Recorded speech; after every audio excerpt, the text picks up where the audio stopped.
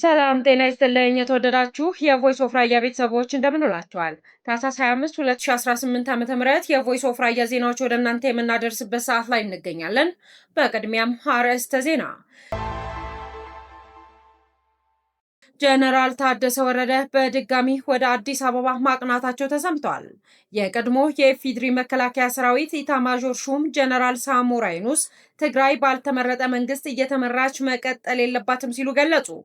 የትግራይ ክልል ችግር በውይይት እንደሚፈታ እምነታችን ነው ሲሉ የፖለቲካ ፓርቲ አመራሮች ገለጹ። ለዚህም ሀገራዊ ምክክሩ ብቸኛ አማራጭ መሆኑን ገልጸዋል።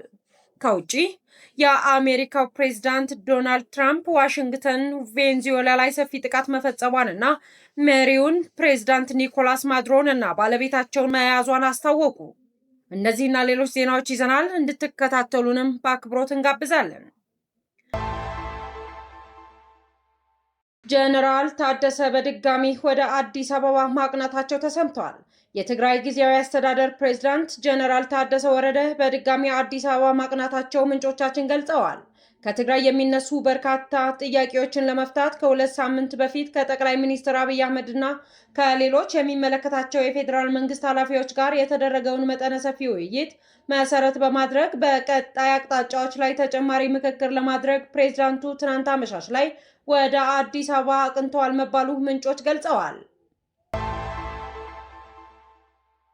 የቀድሞ የኢፌዴሪ መከላከያ ሰራዊት ኢታማዦር ሹም ጀነራል ሳሞራ የኑስ ትግራይ ባልተመረጠ መንግስት እየተመራች መቀጠል የለባትም ሲሉ ገለጹ።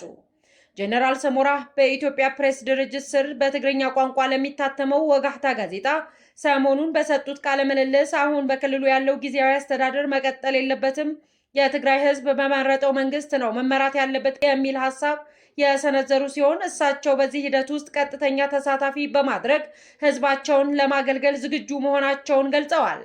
ጊዜያዊ አስተዳደሩ ሳይውል ሳያድር ይፍረስ የሚል አስተያየት በዚህ ቃለ ምልልሳቸው ደጋግመው ያስተጋቡት ጀነራል ሳሞራ የጊዜያዊ አስተዳደሩ ፕሬዝዳንት ጀነራል ታደሰ ወረደም በፈቃደኝነት ይህንን እንዲያደርጉ ምክር ለግሰዋል።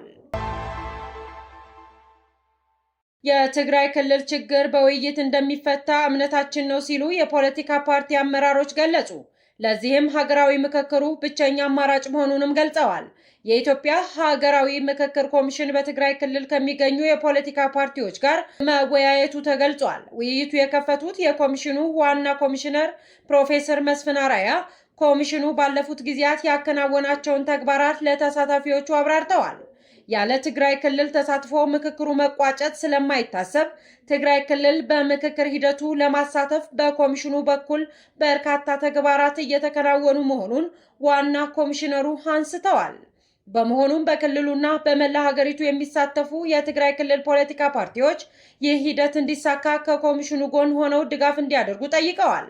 በውይይቱ የተሳተፉ የፖለቲካ ፓርቲ አመራሮች ኮሚሽኑ በትግራይ ክልል ምክክር እንዲካሄድ እያደረገ ያለውን እንቅስቃሴ አድንቀዋል። የትግራይ ክልል ችግር በውይይት እንደሚፈታ እምነታቸው መሆኑን የገለጹት የፖለቲካ ፓርቲ አመራሮች ለዚህም ሀገራዊ ምክክሩ ብቸኛ አማራጭ መሆኑን አስምረውበታል።